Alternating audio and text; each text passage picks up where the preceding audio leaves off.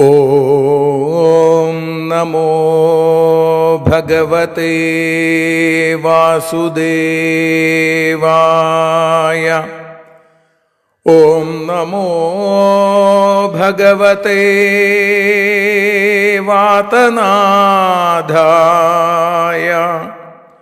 ഓം നമോ ഭഗവതേ നാരായണായ.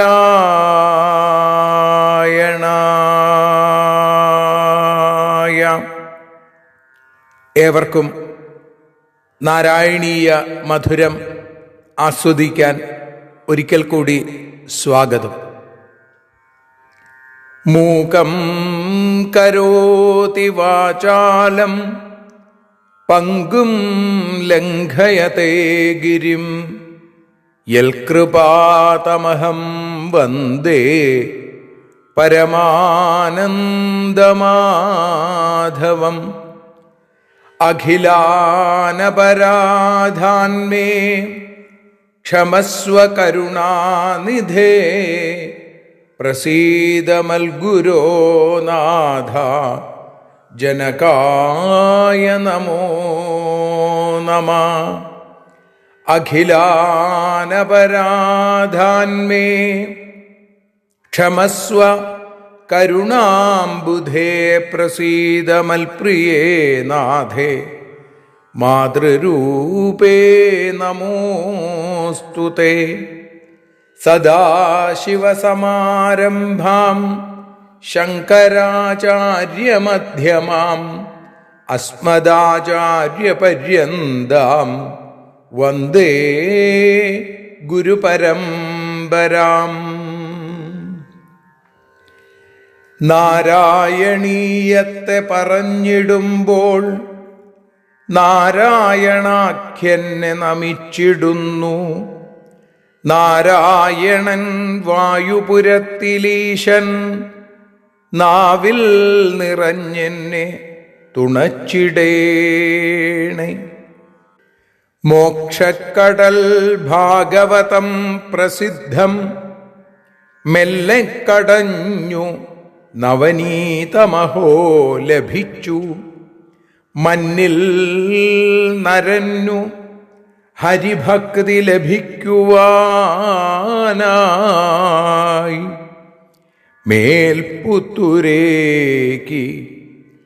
സദയം ശുഭ സ്തോത്രകാവ്യം.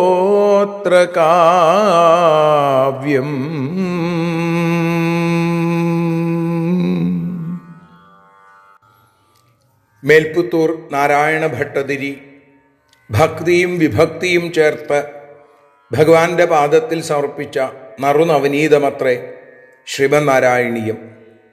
ആ ശ്രീമന്നാരായണീയത്തെ നാരായണീയ മധുരമായി നാം ആസ്വദിച്ചുകൊണ്ടിരിക്കുന്നു. ഇവിടെ ഇന്ന് 136 ദിവസം ശ്രീമദ് ഭാഗവത സപ്താഹയജ്ഞം ഇപ്പോൾ മണ്ണാർക്കാടിനടുത്ത് കാരാക്കുറുശി കണ്ണാക്കുറുശി ശ്രീകൃഷ്ണ ക്ഷേത്രത്തിൽ നടന്നുകൊണ്ടിരിക്കുകയാണ്.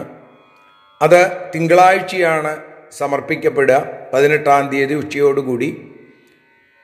എന്നാൽ 17-ാം തീയതി വൈകുന്നേരത്തോടുകൂടി മറ്റൊരു ഭാഗവത സപ്താഹ യജ്ഞത്തിനു കൂടി ആരംഭം കുറിക്കുകയാണ്.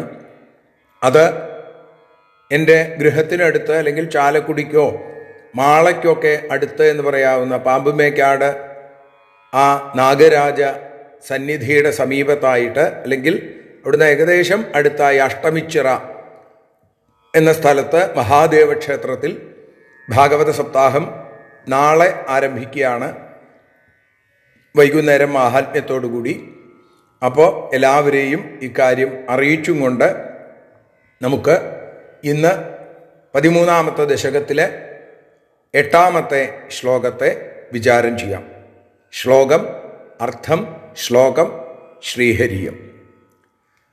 മഹാകായസോയം തവ ചരണപാദപ്രമഥിതോ ഗളദ്രക്തോ വക്ത്രാദപദദൃശിഭിഃ ശ്ലാഘിതഹതി തദാ ത്വാമുദ്ദാമ പ്രമദഭരവിദ്യോതിഹൃദയാ മുനീന്ദ്രാസാന്ദ്രാഭി സ്തുതിഭിരനുവന്നധ്വരതനും. മഹാകായ സ അയം തവ ചരണപാദപ്രമഥിത വക്ത്രാൽഗളദ്രക്ത അപതൽ ഋഷിഭി ശ്ലാഘിതഹതി. തദാ ത്വാം ഉദ്ദാമപ്രമദഭരവിദ്യോതിഹൃദയാ മുനീന്ദ്ര അധ്വരതനും സാന്ദ്രാഭി സ്തുതിഭി അനുവൻ.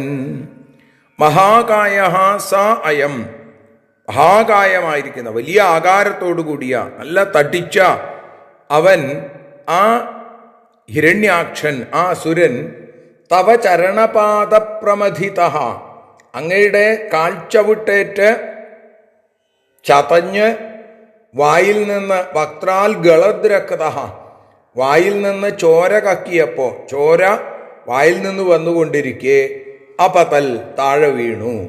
അവൻ ദാ മരിച്ചു. ഭഗവാന്റെ തൃക്കൈ കൊണ്ട് മരിക്കാനുള്ള ഭാഗ്യം അവന് കിട്ടി. അതുകൊണ്ടാണ് ഋഷിഭി ശ്ലാഘിതഹതി, മഹർഷിമാര് ആ ദുഷ്ട നിഗ്രഹത്തെ ശ്ലാഘിക്കുകയും അതേപോലെ തന്നെ അവൻ്റെ ആ ഭാഗ്യത്തെ ശ്ലാഘിക്കുകയും ചെയ്തു എന്ന് ഭാഗവതം പറയുന്നു. ഏതായാലും തദാത്വം ഉദ്ദാമപ്രമദഭരവിദ്യോതിഹൃദയാ മുനീന്ദ്ര, കനത്ത സന്തോഷം കൊണ്ട് ഉള്ളു തെളിഞ്ഞ വിദ്യോതിഹൃദയാഹ മുനീന്ദ്രാഹ, മുനീന്ദ്രന്മാര്, മഹർഷി ശ്രേഷ്ഠന്മാര്, അധ്വരതനും, ഭഗവാനെ ആരായിട്ടാണ്? ആ അധ്വര്യു എന്ന് പറയാറില്ലേ? ഇപ്പൊ യജ്ഞസ്വരൂപനാക്കിക്കൊണ്ട് സങ്കൽപ്പിച്ച് സാന്ദ്രാഭി സ്തുതിഭി, ആന്തരാർത്ഥം നിറഞ്ഞ സ്തുതികളെ കൊണ്ട്, പ്രശംസാവചനങ്ങളെ കൊണ്ട്, പുകഴ്ത്തലുകളെ കൊണ്ട് ഭഗവാനെ സ്തുതിച്ചു എന്ന് പറയുന്നു. ഇവിടെ അസുരൻ പടുകൂറ്റനായിട്ടും മഹാകായ എന്ന് പറയാറുണ്ട്, അതേപോലെ മഹാമായ എന്നും പറയാറുണ്ട്. നേരത്തെ പറഞ്ഞു ഇല്ലേ, ഭഗവാന്റെ നേരെ അവൻ പലതരത്തിലുള്ള മായാചക്രം, മായകളുടെ ജാലം അവൻ അവിടെ കാണിച്ചു എന്ന്. അപ്പോൾ ഇവിടെ പറയുകയാണ് അസുരൻ പടുകൂറ്റനായിട്ടും ഭഗവാന്റെ ഒരൊറ്റ അടിയെ വേണ്ടി വന്നുള്ളൂ എന്നാണ്. അപ്പോ ചരണപാദത്തിന് പകരം ഇവിടെ കരസരോജ എന്ന പാഠഭേദം സ്വീകരണമല്ല, അത് ചേർന്നതല്ല എന്നും സജ്ജനങ്ങൾ ഓർമ്മിപ്പിക്കുന്നു. ഏതായാലും ഭഗവാന്റെ അടി കൊണ്ട് ഹിരണ്യാക്ഷൻ മറിഞ്ഞു വീണു എന്ന് മാത്രമല്ല, അവൻ മരിച്ചു വീണു. അതോടൊപ്പം തന്നെ എല്ലാവരും ഭഗവാനെ യജ്ഞവരാഹമൂർത്തിയായിട്ട് സ്തുതിക്കുകയും ചെയ്തു. മഹാകായസോയം തവ ചരണപാദപ്രമഥിതോ ഗളദ്രക്തോ വക്ത്രാദപദൃഷിഭി ശ്ലാഘിതഹതി.